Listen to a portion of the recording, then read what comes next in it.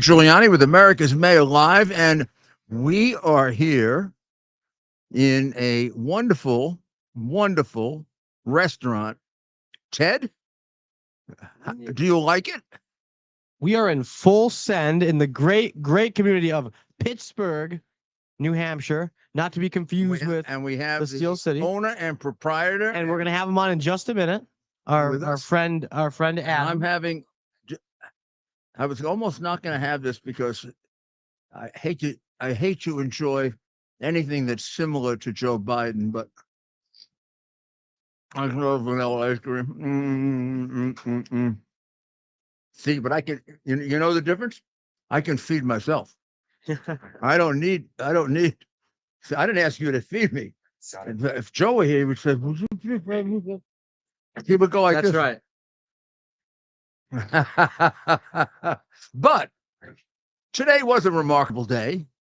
Once in a lifetime, twice in a lifetime, maybe some people who are very lucky 3 times. I guess there are a few people who travel to them, meaning total eclipses.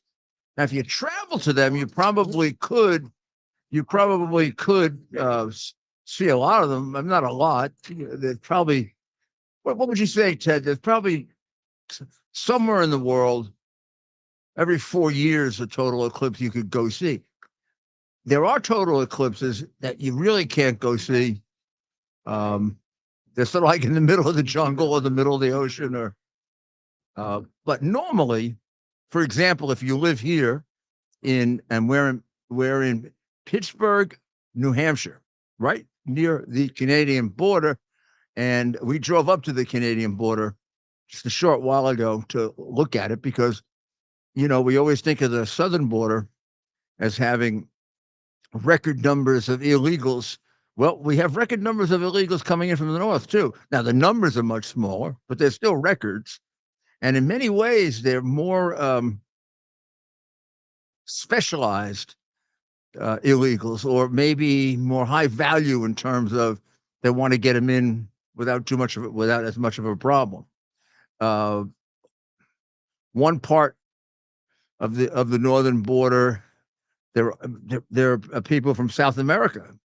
So you wonder, well, what the heck is going on? Because you have the added cost probably of getting them up here by airplane. The other group are Chinese, and that's more toward the west. But I mean, it's just another part of we don't have a border. And I don't know how many times I've said, or how many different ways I can explain, that if you don't have a border, you don't have a country. You don't have a country that has a common meaning any longer, purpose any longer. You might not have a common language. This is a deliberate attempt to destroy your way of life, because there are lots of people who don't agree with your way of life and have either gotten there through Marxism or through their own nihilism. And they want to destroy America, and they hate American nationalism. Soros is a prime example of it. He's even written about how much he hates American nationalism. I mean, who would really care whether Soros did or he didn't, except he's devoted $20 billion. There's no one that's probably devoted more of his money to his causes than Soros. And tragically, the man is a complete nihilist. He wants to destroy things. And he's a man with an extraordinarily sick background of having turned in his friends who were Jewish in order to save himself, and thought it seemed to act like, when he was interviewed about it, he was okay with it. Not guilty, not. So there's got to be something wrong with him. But unfortunately, we're paying the price for it, because he's one of the people that can put $20 billion behind trying to effectuate what's wrong with him. So today, we've got a chance for a little while, as a country, and certain parts of the country even more, to put that aside and to think about the complexities and the intricacies of this universe we live in. That it's not just a series of unplanned, uncoordinated events that just happen to happen, but it has a very, very specific plan. In fact, the prediction of the total eclipse in each one of the areas where the totality occurred was precisely correct in terms of the moment the partial eclipse would start, the moment the total eclipse would start, the time when it would be the most intense, the time when it would stop, begin to become light again, the time that it got light again, and the time that the partial eclipse was over. It was down to the fraction of a second. Correct. And the next one, wherever it's going to be, is already predicted. And the next one for this area, meaning New Hampshire, where we are, and this part of the country, is 2075. They have the date. I think they have the date. And they probably have an idea of how big it's going to be in the times. The point I'm trying to give you is there's a lot of order to this universe. And we don't recognize it. And then we attribute it to other things because we're arrogant. We think that we know everything. And there's still so many things beyond our knowledge.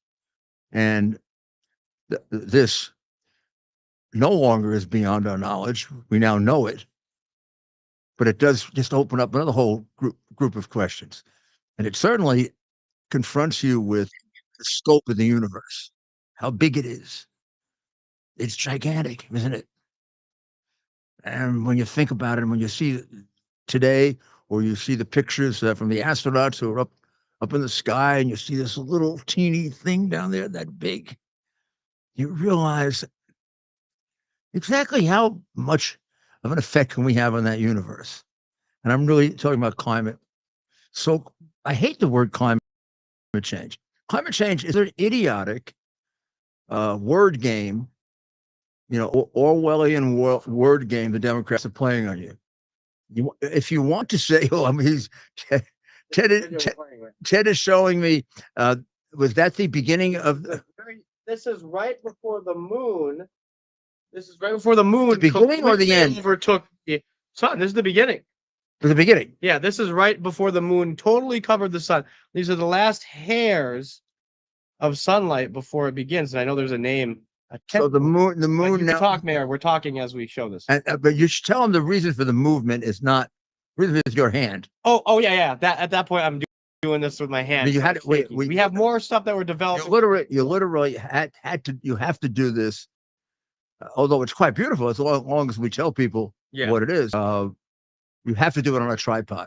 Yeah. In order, and we did. Even with a tripod, you get a little movement if there's a little wind, because there was a lot of wind during the eclipse. That's right. So let's do the facts of it. I'll show some pictures while you talk about it. So it came up through Mexico, and altogether it went from about. Let's bring up the path. Yeah. Oh gosh, about 4 hours, or maybe a little less than 4 hours to travel in what really looked, it almost looked like a semicircle or an arc as it went from Mexico up through Texas and then through Oklahoma and some of the Midwestern states, and then made a turn heading toward the Atlantic Ocean. And when it made that turn, it went through Indiana, it went through Michigan, it went through Cleveland, Ohio. It totally covered Buffalo, New York, came over to Plattsburgh, New York, then into Vermont, then here into New Hampshire, up to Maine and then through Canada out to the Atlantic Ocean. And it was a remarkable experience, right, Ted? Better, I would say, Ted and I have been preparing for this for about 2 weeks, reading up about it and also getting the equipment that we needed. We got the glasses, I brought some in. the special glasses. Glasses, you want to show a pair? And by the way, I was very, very surprised. I was very surprised. Now, I wore slightly different glasses because I wore glasses over my glasses, like you sometimes do with sunglasses. And I found that it really magnified the size of the moon. For example, when I looked through it through the small binoculars, the glasses were bigger than the small binoculars. But then when I looked at them through the big binoculars, the sun was not only much bigger, but much clearer, much brighter. Yeah. In fact, those pictures through those binoculars were gorgeous. Now, if that is what Ted is showing now, it is. That's when the totality occurred, and you're seeing the corona of the sun. In other words, the sun is shining. It's almost as if it seems to be fighting. It was being covered. And then this maybe I'm going back to one of the ancient one of the ancient myths they had about it. I mean, one myth was that the moon swallowed the sun. That the moon swallowed the sun for a while, and then the sun emerged somehow different after it had been digested by the sun. That a large creature swallowed up the moon. So you can imagine in the history of man and women that this would be subject to an enormous various forms of mythology, because when you don't actually even realize the moon is that the world is round, and that the universe is made up of sun, a moon, planets that are all orbiting. Your feeling on Earth, of course, that is not happening. Your feeling on Earth is you're standing on a flat surface. Right now, we're in motion, but we don't feel it. And so to see this, until you get that basic concept correct, it's impossible to know what it is, right? So the history of what people thought it was in the past is really fascinating. And maybe that's reflected somewhat in the reaction of animals. There have been reports of zoos where the animals really went crazy, wild. Our little doggy, Raleigh. our little doggy Raleigh, who was with us with Steve. He was so good all day, purring and walking around and licking everybody, and all of a sudden, about 5 minutes, maybe 10 minutes before the lights went out, as it was getting dark, but not really. I mean, I can't imagine what he actually saw at that point, because unless you were prepared for it, even though it was getting darker, you wouldn't think the lights were going to just go out, right? Look, it got darker the way it would get darker, and we have a storm coming, as opposed to boom. So why he would start whimpering, sort of sobbing, as if he was scared. Why? I don't know what he sensed, but then he was reassured, and he stopped that. But then he was very, very anxious, very and not energetic, but he was moving a lot more than he usually does. Right? If something was bothering him, Something was bothering him, as if like the way a pet sometimes or a dog sometimes acts if there's a burglar coming in or something was bothering him. But then once it happened, he calmed down. Once it happened, he calmed down. Once it got dark and whatever it was that was worrying him happened, when all it was dark, he put himself down like we can go to sleep. So it's a strange thing because animals kind of, in a way, by watching them, you can watch the reaction of prehistoric man, prehistoric woman, how they reacted to it when they couldn't make really sense of this. What is this that's happening? The number of people up here was apparently gigantic. Dr. Maria, who was with us, is in fact in the process of driving now from here to her home in Manchester, New Hampshire, which is, what was it, a 4-hour drive, Ted? Well, 3.5? with you about 3 hours and 15 minutes. Okay. So she is in a terrible traffic jam. And we of course haven't seen the traffic jams and therefore are kind of, I'm not saying we're making fun of it, but coming from New York, we're thinking, oh, you don't know what a traffic jam is. She has been diverted into Canada. Oh, you're not kidding? Wait, what? She's been diverted into I Canada. did not know that. In order to get home, they've been diverted into Canada, and they're going through a road in Canada. I had no idea. To get back into New Hampshire. Yeah. So it's really, I guess it was a lot more crowded than we thought. And we might not have felt it because they don't come through Pittsburgh. They end up in Pittsburgh. This is the last. Pittsburgh is the last stop on the railroad. The next stop is Canada. Right. So if you're going into the really this fairly small window, that has the actual totality, and basically the theory was it got better and better the further north you went. This would be I think this is the furthest north you got in America. Maybe we'd have to go look at New York. Is Plattsburgh further north than we are? We'll take a look. We'll take a look at the map and find out. But I think it was an excellent experience for America. I really do. I think it brought people together in the sense that they all had a common thing to focus on, those who did.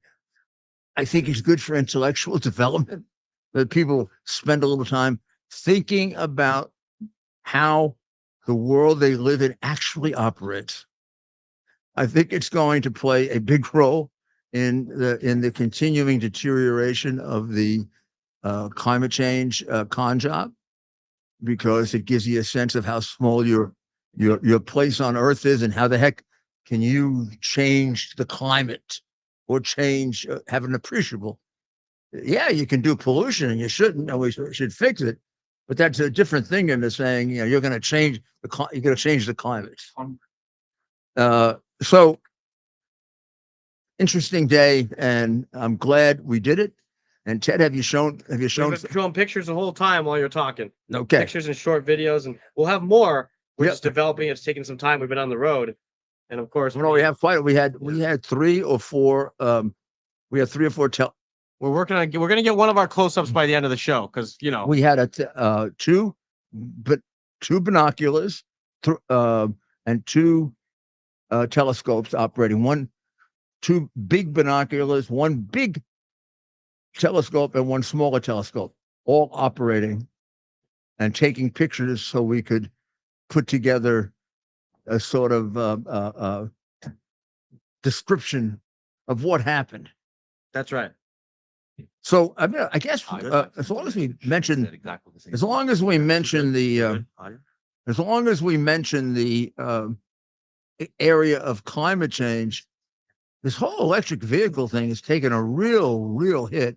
And I have sitting next to me an owner of an electric vehicle, and he's calling you. So electrical vehicles are going in this direction. And I'll tell you, the poll. There was a poll by, I'm not sure actually who did this poll. One of the reputable polling agencies, but just a quick analysis of it. Right now, 35% of American people might buy an electric vehicle. 48% definitely would not. So you got almost a majority of Americans who would not buy an electric vehicle. Now that's a change over the last year, big change actually, because a year ago, more people would buy an electric vehicle than not buy it, 43-41. Now 35-48 in favor of not buying it. So big flip around. And it has to be, I mean, I don't think it is the appreciation that, in fact, electric vehicles, in terms of the environment, their view of the environment is counterproductive. It creates as much carbon, if not more, which isn't harmful, but they say it is in order to get money out of you. It extracts more minerals from the earth, more irreplaceable material, which, by the way, is there to be used. And every time we think we're going to eat, like, I remember going through a period of time, maybe it was Jimmy Carter's period, or where we were going to run out of oil. We had no idea that America has more oil and natural gas than it could be more than Saudi Arabia. We didn't know that. I will tell you that over the next century, we'll find other places with enormous amounts of oil and natural gas. So the idea that we are ridding ourselves or not going to be able, and what we're doing is imposing enormous unnecessary expenses on ourselves. We're redistributing wealth, which is a completely Marxist idea, under the guise of this phony tyranny of climate change. Reminds you of it introduces authoritarianism on a big scale, right? Like the pandemic did. And it is a part of the Marxist conspiracy to create a one world government that's going to clamp down on you for not a very good reason, for a bad reason, a reason that is contrived. So hopefully this will give us some perspective on it. And this electric vehicle thing, which might be a very fine thing if you want it as a fun vehicle, because Rob would tell you it's a lot of fun to have. The cars are an engineering marvel, period, end of story. However, it comes with consequences like anything else. And so, for example, we'll drive back to New York tomorrow. We'll drive a car with gasoline. He'll drive an electric vehicle. We have to fill up our tank at some point, probably near the beginning of our trip. It'll take us 10 minutes. Yeah, even with going to the store, right, taking out something or other, Diet Coke or vanilla ice cream. It'll take us, right? We got ice cream coming up, right? I got us all ice cream coming up, right? Yes, we had a ball. It consumes all of 5 to 10 minutes. So if you have to fill up an hour, yeah, you're looking at an hour at the charger. It depends. If the later model Teslas will charge faster than mine, the technology is improving. So what would you say? What's faster? So if you're damn near dead, no, I wouldn't say damn near dead, but if you're low on battery, substantially low on a new Tesla, put that near 30 minutes, under 30 minutes. Under 30 minutes? Yeah, probably something like that on a new one. On an older model, probably about an hour. So something. Now I do have to say, magnitude. Great ride. I really enjoyed each time I've been in it. I've really enjoyed the ride. Very smooth ride. No doubt about it. Very smooth and powerful. It takes automotive technology to a completely different level. But and the other consequences, as Demmer said, it compounds it adds a new form of industrialization to the planet. So it's inevitably the demand it's going to make for electricity is completely unrealistic. yeah, and it's inevitably going to poison and be toxic to the environment and so forth later when the batteries have to be, forget about it. Isn't it? There's issues. There's issues with nuclear power plants too, right? You have to put the expended nuclear energy somewhere and bury it in the ground 100 miles. It's a different issue, which we'll talk about separately. But this creates the necessity to massively build up the supply of electricity, which in and of itself has a tremendous impact on the environment. And secondly, we might actually be at the point of unrealistic, because right now we're at the point where we have blackouts and brownouts on both coasts in every one of the big cities, and we've got them all over the world. Yeah. So within a period of this dictated period of time that the dodo in the White House has, put by 2030. Here, Joe. That's part of the neuro-linguistic programming that they have going on in society right now, to socially engineer people into being stupido. I like that. We'll be back very, very shortly with some very similar, extraordinarily intelligent comments about the state of our president's mind.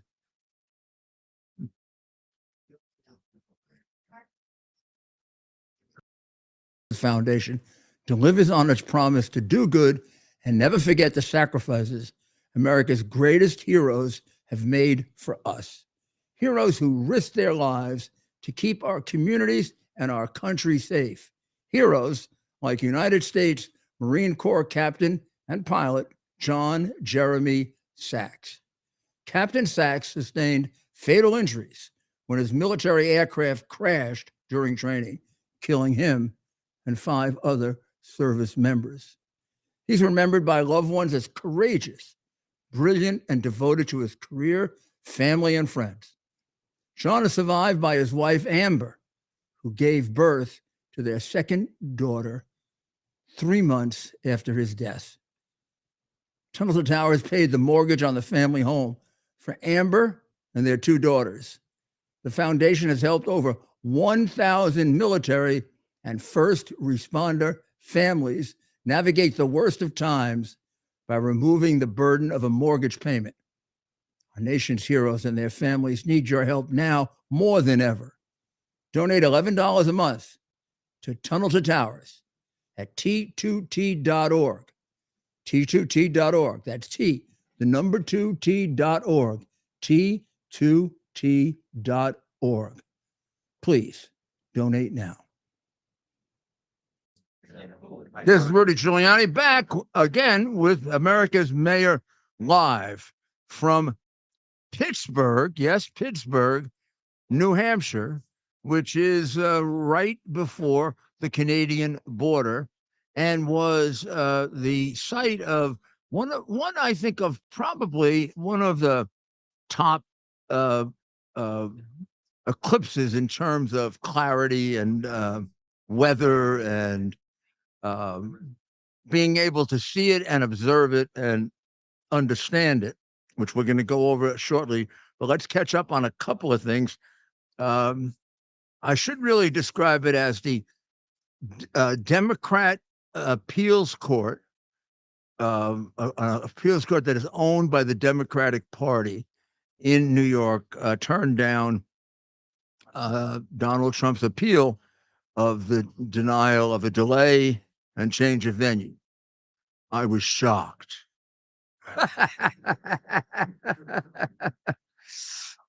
What's the skinny? You guys taste? I was shocked. Absolutely shocked.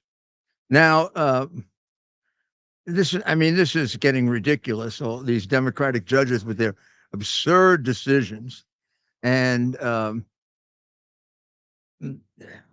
this was Honorable Elizabeth Gonzalez. I mean, if they're not letting criminals out to kill people who have records of 20 and 30 arrests and convictions for serious crimes, or letting illegal migrants conduct drug operations across the street from public schools or beat the living daylights out of children. They're making unconstitutional, unfair, totally unprecedented decisions against Donald Trump because they're part of not wanting him to run. And some of them will even express it to you. Some will even tell you, well, you know, you have to do this to protect the country from his denying us democracy. Isn't that what they're doing, however? By making specious decisions about Trump, which have the effect of keeping him off the ballot, when half of you or more expressed a desire to vote for him, how can they accuse somebody else of interfering with democracy? They are. What about the absurd just throwing him off the ballot based on a ridiculous interpretation of the 14th Amendment meant for the Civil War, which doesn't apply to the president? They just take him off the ballot. How can you possibly defend the woman in Maine who apparently has some kind of crush on Biden? That's got to be weird. Just taking one woman unelected takes Trump off the ballot. That's democratic? Did he ever do it like that? Did he go around prosecuting his enemies? I don't remember. I remember him not prosecuting Hillary, the hard drive smasher and the 33,000 email destroyer. I thought he was wrong in not prosecuting her. I think it might have deterred some of his conduct had he, but he made the decision, and in a way, it was a traditional American decision of not being vindictive and creating the kind of situation that exists, like let's say in the banana republics. I mean, example. About 4 months ago, America decided, because Joe's been wanting to do this for quite some time, to buy oil from a communist country. Because Joe has basically been pro-communist forever. Criticized Ronald Reagan over his policy against the communists in South America. Criticized Reagan in Star Wars, nuclear defense, of course, which destroyed the Soviet Union. Just as an aside, when you talk about Biden being against Israel, had Reagan not pushed through and had Biden's position prevailed, Israel would today not have the Iron Dome. So in addition to all the Ukrainians that he's gotten killed and all the people in Afghanistan, he'd have a whole bunch of Israelis that he would have gotten killed. But remember, Gates said he's never been right about an issue of foreign policy. That was his co-cabinet member in the Obama administration. That is not a joke. And that was a statement by Gates in a subtle way of telling you, please don't make him president because he's too damn stupid. But you did. And we got hundreds of thousands of people dead as a result of his stupidity, negligence, or affiliations with China, bought and paid for. One of those things. So he's now at odds with the Pope over gender. Of course, Joe is a very, very good Catholic. He goes to Mass every Sunday. Lately, the last couple of years, I wonder if he knows he's going to Mass. Let's say, I think it would be described much better this way. Joe is directed to Mass every Sunday and told to sit down. And probably, as happens with dementia and Alzheimer's, he probably, by muscle memory, because in Catholic Mass, you have to stand up, sit down, or sort of thing. He probably knows how to do that. But how he can describe himself as a Catholic? Well, the Pope issued a document today called Dignitas Infinita. It was a letter. It's a letter, a document. It's not an encyclical. An encyclical is a much longer presentation of a subject, but it's a letter clarifying the church's teaching, not necessarily giving. An encyclical would be written if he was doing new teaching or something very, very unique and hard to describe, or something very pressing, massive issue, very pressing. This is to clarify issues. So it had a bunch of issues in it, but the one I think that got the most attention was gender identity and how it's being treated. It's described in the newspapers as the Pope's document on gender was a condemnation of the modern theories of gender change. It wasn't a condemnation. That's an overstatement by probably someone who wants to put a bad light on it. What it was just a mere statement of science and common sense. Something like a man is a man and a woman is a woman, and they're different. and he puts it in terms of not only God made them that way, which of course his role, but that's been accepted science forever and ever. It hasn't changed. I mean, it hasn't changed. This is political science, not the subject political science. How about politicized science? Would be a better way to put it. This isn't science. This is like what they're doing with climate change, except it's even, well, is it more dangerous? Pseudoscience. In the money they're spending on climate change and the way it's reversing the world, I guess it's as dangerous in many ways. But he basically says it's a misguided attempt to play God.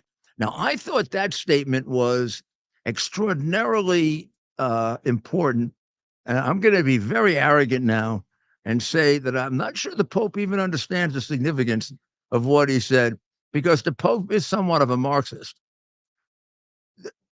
At the core of why Marxism falls apart and why, when it is put into action, it always results in unbelievable amounts of violence. No ideology that we can think of in the history of the world has taken more lives than communism and Marxism, not even Nazism. So this is an awfully evil ideology. Yes. Mm-hmm.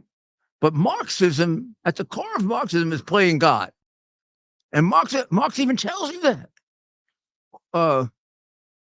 Terrible to impose God on you because we know so much. Why should we have this? Why should we have this person telling us what to do?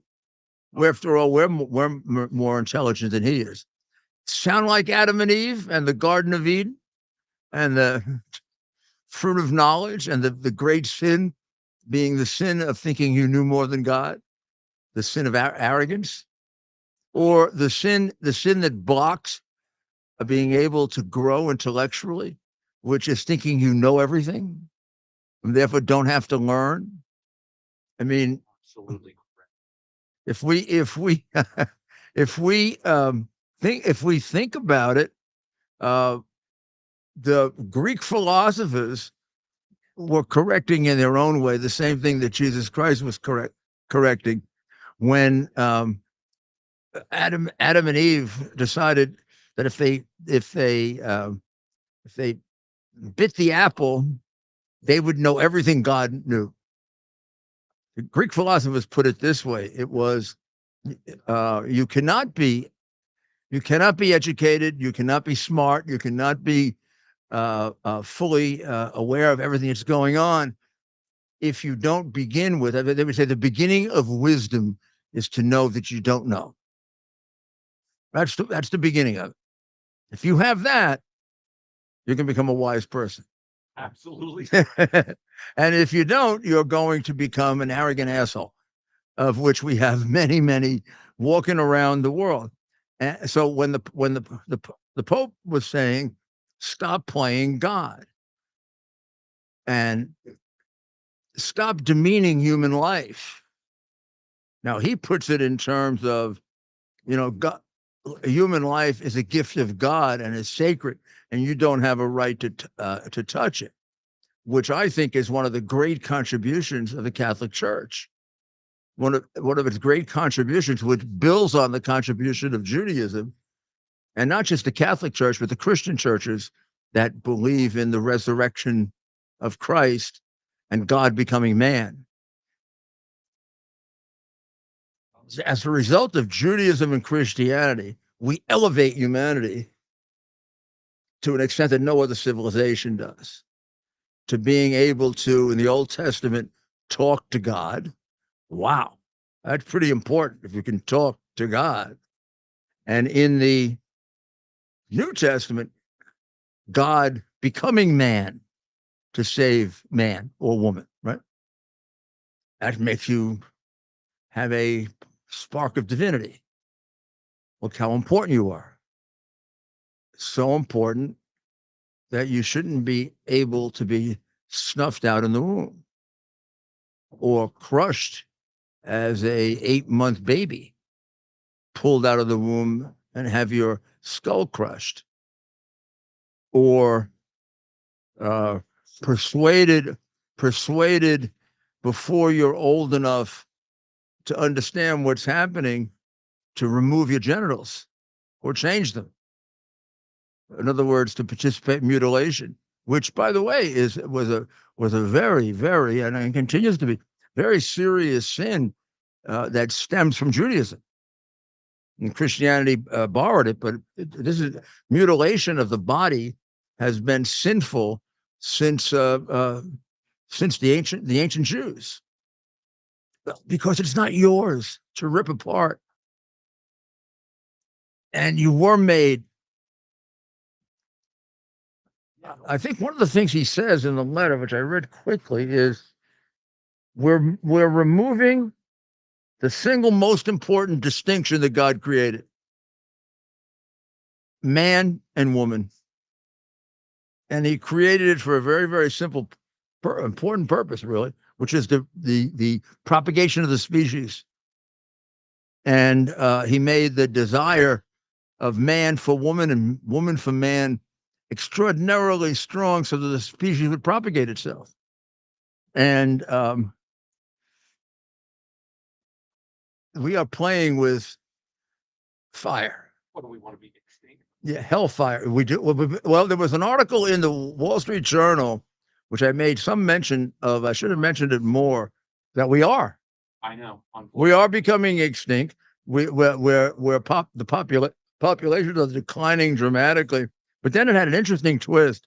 It said after about 50 or 100 years, the people left are going to be Orthodox Jews, very, very Orthodox Christians, who have very, very strong moral views and religious views. Of course, Islamics with similar views.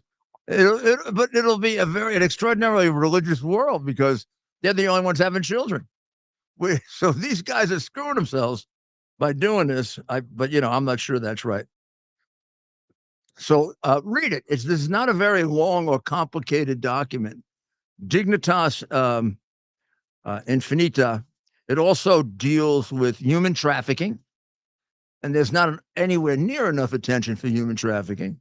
And it deals with euthanasia, particularly with this new situation of euthanasia, where was it? Was it Denmark or Sweden? And that news got big too. I heard it on a lot of You did it first. Hey, Rudy Giuliani covered this story first. I'm going to tell you right now because I watched it with my own 2 eyes. The media caught on late. In fact, they were probably informed by him. And that's not the first time. I'm going to say because they didn't want to cover it. They didn't want to cover it. Right? Because it's another attack on left-wing dogma. That's right. So they've taken the concept of euthanasia, which is should the government or others assist in helping someone die who's dying at the end. Now we've expanded that to is mentally ill or depressed, and although physically very, very healthy, so seriously depressed that they don't want to live anymore. Therefore, the doctor or a friend will participate in taking your life. Yeah. So this has been approved in Denmark or Sweden. I'll go back and check. And it's going to take place very soon. And the Pope writes on how this is an extension of the original objection to euthanasia, which in and of itself is immoral. They made the slippery slope argument, which always seems to work, which is if you start with this, you're eventually going to end up just taking human life. Anybody who gets unhappy and doesn't want to be around, and pretty soon we'll get to Hitler. Will take lives of people who are inadequate, or maybe who we don't like. So to that, it's all.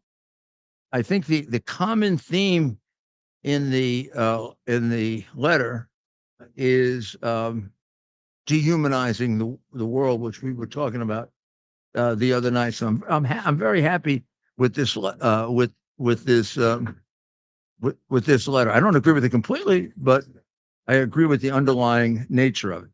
So we'll be back, Yes. very shortly. The new year, we're having the biggest sale ever on overstock clearance and brand new products. For example, save 60% on our Goose Down comforters, the best comforters ever. They go perfectly with our MyPillow bed sheets and duvet covers. Save 25% on our brand new kitchen towels. They're made with the same technology as our famous My Towels. Our initial quantities are extremely low, so get them now before they go. Our seasonal flannel sheets are finally in. You save up to 50% and they sell out fast every year, so order now. They're truly the best flannel sheets you'll ever sleep on. Or save up to 80% on all our clearance items. And this is where it gets even better. For a limited time, your entire order ships absolutely free. So go to mypillow.com or call the number on your screen. Use that promo code to get deep discounts on all MyPillow products. And for a limited time, your order ships absolutely free. It kind of blocks it out. Give us an introduction, Ted. Right.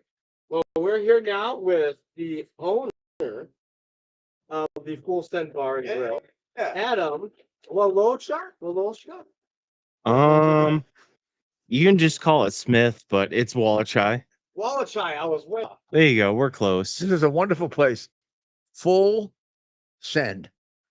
Full Send. And that's So- FULL. The name, yeah. SEND. So that was one of the reasons. When you say it, it almost sounds like a Chinese restaurant.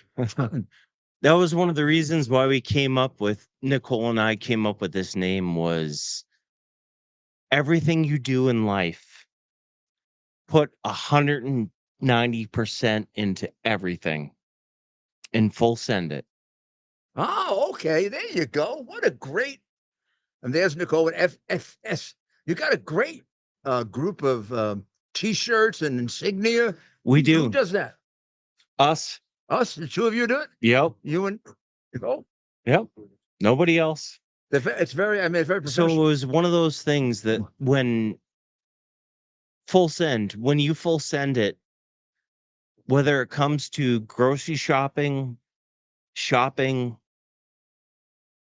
yard work, do whatever you have to do, it's always full send.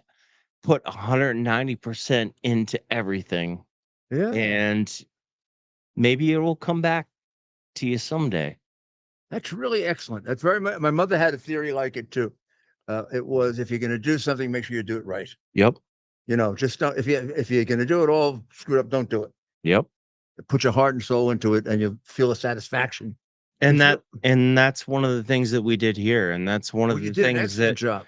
we didn't want to run anything that was out of a box or a bag. Mm-hmm. Everything's going to be homemade. It's going to be like mom. Mm-hmm. Sit down at a meal and have a good time. It's a place that people obviously are very comfortable with. Because I had breakfast and dinner here today, and both were excellent, by the way. I had uh, Irish stew that was made up in eggs and like eggs Benedict, but it was Irish stew. Yep. Fabulous. Awesome. Different. You don't usually get eggs Benedict that way. I'm glad. So it's one of the you handle the crowd. These people that come here that came to watch today, and they seem very comfortable here. So it was one of those things that we didn't have the crowd that we usually have during a busy season. Yes, it was the Eclipse, and that was great. People had a good time, but there are times where we have this whole restaurant is absolutely packed full, and we have a 45-minute wait out the door. And is there a reason for that, or occasions, or just? Nope, just people. So we got our 2 seasons. We got our snowmobile season, and we have our ATV season. And then in between filling in, there's hunters and fishers. The snow season is snowmobiling. This is considered the snowmobiling capital of New England. It is. So people come up here for snowmobiling competition and fun. Yep. And that would be in the winter, obviously. Exactly. Right. And so you're that's when you're going to be very busy. Now, what when you say ATV, what is ATV season? All-terrain vehicles. So once snowmobile season lets out, we have ATV season, and these guys spend $30,000 to $40,000 on ATVs, and that's all they do is come up here. Race or show off, or both? What's that? Do they race each other, or do they show off, or? Nope, just they come up here just to ride, just to show their. We have enough trails up here that are people they just go and ride. Wow. And then you also have fishing and hunting, and we have fishing, we have hunting. Fishing must be great. You have some great lakes. A lot of fly fishing. Yeah. The lakes, it's hard to. I mean, they're all covered with ice right now, but those must be great fishing lakes. Right now they are, but first Connecticut, second Connecticut, and as soon as it lets out, right on the border. Yep. As soon as it lets out, it's fly fishers everywhere. Everywhere. You here, but a little bit further to your west is where the increase in illegal migration has taken place. Yeah. The Canaan border is one of the big illegal migration spots. To that. That's the Canaan border is northeast of here. Northwest. So Canaan's northwest. Yeah. And the one I went to is northeast. You went to northeast. Yeah. So up there, you don't get a lot of illegal migration up there unless they come in through the woods. A lot of up there is a lot of loggers coming down north to sell their goods. A lot of them is going north to sell their goods, but you don't get too much out of our northern border. A lot of it's coming out of Canaan, New Hampshire, which is it's just a hot spot. It's a hub. It's sort of like right at the joining of Canada, Vermont, and yep, and it's New Hampshire. It's a trifecta. Yeah. So, you know what? And I'm gonna have to say, even as the illegal border crossings come, they're not as bad as the southern border. Oh, no. You know what? No. The people that are coming up here from up north are, they just want to, they want to get out and they want to go home. The numbers are much less, but in comparison to historical numbers, they're high. But it isn't anywhere near what it's like in the South. But it's not something that has an impact on your business. No, the numbers are only high because we've done a lot more research, and we've done a lot more thinking and done a lot more looking to what is going on. Well, But you know what? It's been going on for who knows how many years. Yeah. Well, you've got a great restaurant here. Thanks. Appreciate it. And you have a great restaurant in terms of food, which is important. You have a great restaurant in terms of atmosphere too. People obviously like to be here. Well, you know what, Rudy, when we opened up this place, it was Nicole and I, everything is going to be homemade. There's nothing out of a bag. There's nothing out of a box. But the atmosphere is just as good.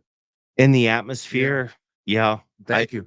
I wish if anybody wants to go online and look at the old Happy Corner and see what it was to what it is now. Full Send, FULLSEND in Pittsburgh, New Hampshire. Thank you. Check it out. We'll be. Thank you. Well, a great hat he made. Wow. Or Nicole. The new year, we're having the biggest sale ever on overstock clearance and brand new products. For example, save 60% on our Goose Down comforters, the best comforters ever. They go perfectly with our MyPillow bed sheets and duvet covers. Save 25% on our brand new kitchen towels. They're made with the same technology as our famous My Towels. Our initial quantities are extremely low, so get them now before they go. Our seasonal flannel sheets are finally in. You save up to 50% and they sell out fast every year, so order now. They're truly the best flannel sheets you'll ever sleep on. Or save up to 80% on all our clearance items. And this is where it gets even better. For a limited time, your entire order ships absolutely free. So go to mypillow.com or call the number on your screen. Use that promo code to get deep discounts on all MyPillow products. And for a limited time, your order ships absolutely free. Welcome back to America's Mayor Live on this night right after the total eclipse. And we're in Pittsburgh, New Hampshire. This is Don Collins. Don Collins is the Assistant Chief, Massport Fire and Rescue, and you, of course, also spent time at Ground Zero in 2001. Yes, sir. First of all, last night when I first met you guys, we were told that politics were off the table. So I said, well, what about Red Sox Yankees? But I figured that would probably really start a fist fight. But anyway, welcome to Northern New Hampshire. Thank you. This is a home away from home for me. My brother has a camp here in town. I come up here for recreation, snowmobiling, hunting, and I just love it. All the things we were just talking about. Yep.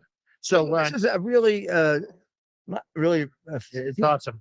very featured place in New Hampshire. Yeah, I can see that.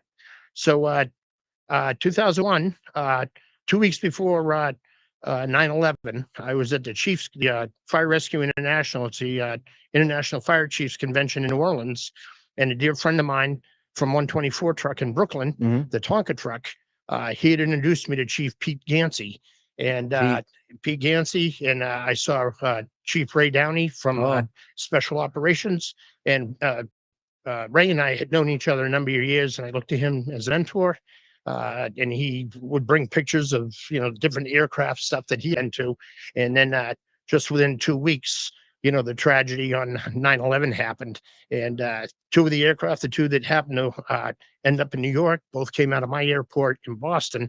And so, there was still some almost like a survivor guilt type of thing. Remember that. I remember the first time I went to Boston after September 11, I was shocked at of course, it wasn't the fault of Boston in any way. It could come from anywhere. And well, they did come from Kennedy too, but the people felt this. A number of my friends from Boston called up and apologized. Yeah. I said, you don't have, no, it was, you didn't do it. no, you didn't do it. no. And it was certainly a terrorist act, but, there was some feelings, deep. I lost 13 friends that day. Well, Pete and Ray were both very close friends of mine, not just people I with. In fact, I had just given a retirement party for Ray, but he wasn't retiring. Nope, he wasn't doing it anyway. So anyway, that day, by the end of the day and in the subsequent days, I realized I lost 13 friends, 11 FDNY, members. I lost a Port Authority cop, gentleman, George Howard, and I believe he was the one that President Bush was given his badge by his mother and said, please don't forget my son. And I knew George. And then I found out sometime later that a gentleman I went to high school with in Berlin, Germany, where parents were in the military, he died at the Pentagon. So it took a pretty good bite out of me. And I went down to ground zero, and I worked with my friend's company, 124. And, we just did what we could. Thank you very, very much. Yeah. So, I mean, you can't really exaggerate the support that gave, because it was actual support. They were tired and they needed help, but it was also moral support. Yep. Even though it hurt, even though it was devastating, to know you had the support of the whole country and people from New Hampshire or people from Florida, it really lifted the spirits of. And you were dealing with two of the very best firefighters in the whole world. Yeah. I mean, Ray is sort of one of the inventors of search and rescue. Oh, He absolutely. taught it to everybody. He was big in the FEMA rescue teams In Oklahoma City. Yep. He Absolutely. received a very special award from the governor of Oklahoma. Yep. And Chief Gansey is probably one of the last people to talk to him. Yeah. And he was in charge. Sure. He was our highest ranking uniform firefighter. He was. He's the person who ran, and he took over the fire. Yep. I mean, generally he wouldn't be running the fire. Some other chief would, because he's the number. But this was, of course, such a big one. Yeah. And I felt so comfortable that he was the one doing it, because he was really the very best. Yeah. And my fire commissioner, Tom Von Essen, lost his 10 best friends in it, but he also lost most of his experienced people, because our officers were at that fire and they got killed. Yeah. And just the experience level and those, 30-year veterans, and you just can't replace that. You can watch all the YouTube. No, I videos remember you the want, but weekend that he had to do it. It was very, very tough on him. We had to replace maybe 100 critical positions. Sure. And basically overnight. Yeah. Relatively speaking. And people remember the attack and how terrible that was, and the good job they did in the rescue, the immediate rescue. But they don't realize the complexity of the search and rescue effort. Oh no, that was, and how dangerous it was. Yep. And that had to be done, by very, very experienced people. And here, all of a sudden, we lose our most experienced people. Sure. Well, thank you very, very much for helping us and for helping so America. Least we could do. And just in a footnote to that, one of our firefighters at the Massachusetts Port Authority, he started the following year. We invited 50 FDNY firefighters to the Boston, the Red Sox versus Yankees weekend. And it morphed from 50 firefighters to, I think the last year he did it, like a dozen years later, there was like a couple hundred. Oh, wow. It was just a rivalry thing. It was something to pick up the FDNY guys, and we built. Isn't that nice? Friendships. Isn't that nice? To this day. So that is so nice. Well, thank you. And thank you for doing that. Chief Collins, for joining us, and of course, all your contributions to society in this country.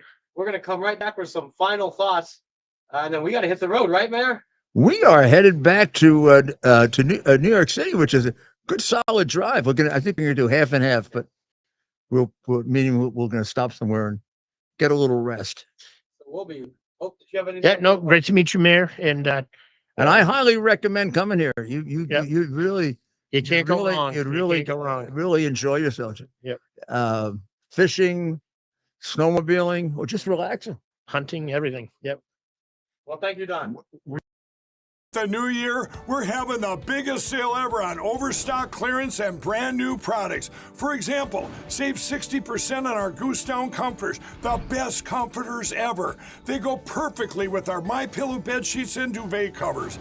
Save 25% on our brand new kitchen towels. They're made with the same technology as our famous My Towels. Our initial quantities are extremely low, so get them now before they go. Our seasonal flannel sheets are finally in. You save up to 50% and they sell out fast every year, so order now. They're truly the best flannel sheets you'll ever sleep on. Or save up to 80% on all our clearance items. And this is where it gets even better. For a limited time, your entire order ships absolutely free. So go to mypillow.com or call the number on your screen. Use that promo code to get deep discounts on all MyPillow products. And for a limited time, your order ships absolutely free.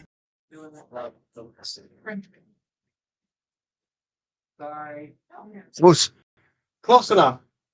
What? Close enough. Yeah, that's the name of their camp because Right. this name is Close. So we just want to do a great, nice, big shout out to our friends, Mike and Sandy Close. Mark and Sandy Close of Camp Close Enough. They're in Pittsburgh, New Hampshire. They were just Chief. That's right. We don't call him Mark anymore. It's Chief or Cowboy. Cowboy with a K. Or I don't know if we can do Chief Cowboy, but one or the other. Again, so we want to do a big shout out. Chief Cowboy. If we want to do it, we can do it. And the boss, Okay. Sandy All right. of Camp Close Enough. Thank you so much to both of you.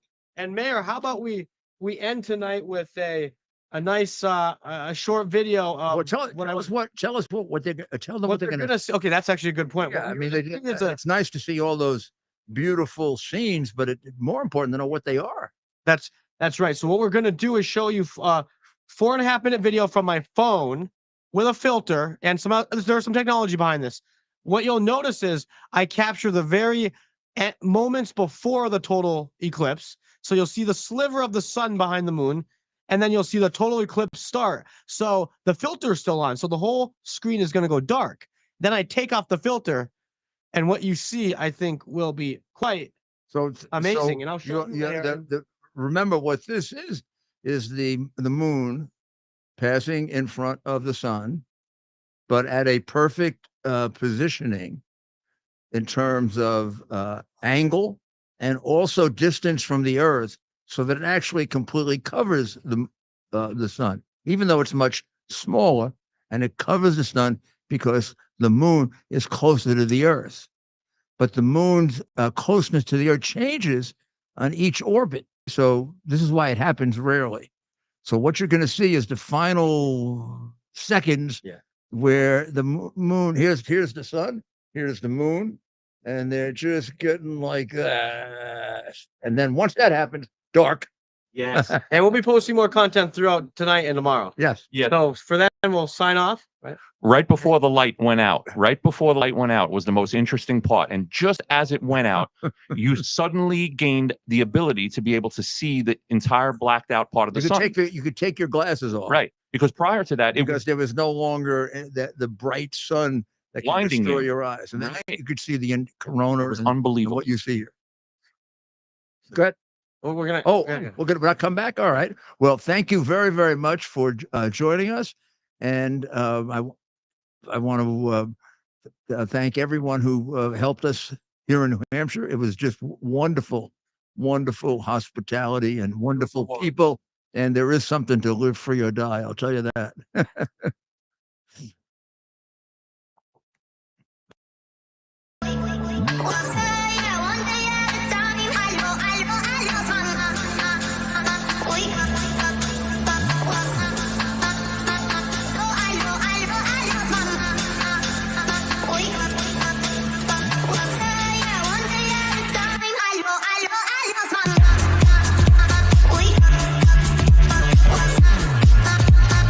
Oh, I know.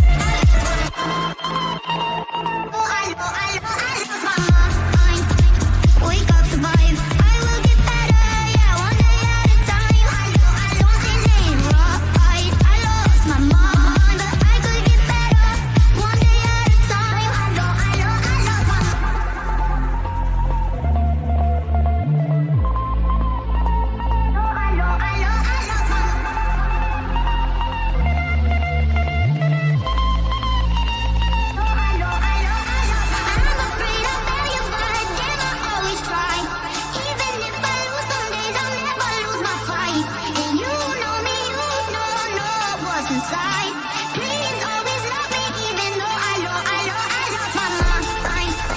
We got survive. I will get better, yeah, one day at a time. Something ain't right. I lost my mind, but I will get better, yeah, one day at a time. I lost my mind. Is to bring to bear the principle of common sense and rational discussion to the issues of our day. America was created at a time of great turmoil, tremendous disagreements, anger, hatred. There was a book written in 1776 that guided much of the discipline of thinking that brought to us the discovery of our freedoms, of our God-given freedoms. It was Thomas Paine's Common Sense, written in 1776, one of the first American bestsellers, in which Thomas Paine explained, by rational principles, the reason why these small colonies felt the necessity to separate from the Kingdom of Great Britain and the King of England. He explained their inherent desire for liberty, for freedom, freedom of religion, freedom of speech, the ability to select the people who govern them. And he explained it in ways that were understandable to all the people, not just the elite. Because the desire for freedom is universal. The desire for freedom adheres in the human mind, and it is part of the human soul. This is exactly the time we should consult our history. Look at what we've done in the past and see if we can't use it to help us now. We understand that our founders created the greatest country in the history of the world, the greatest democracy, the freest country, a country that has taken more people out of poverty than any country ever. All of us are so fortunate to be Americans. But a great deal of the reason for America's constant ability to self-improve is because we're able to reason, we're able to talk, we're able to analyze,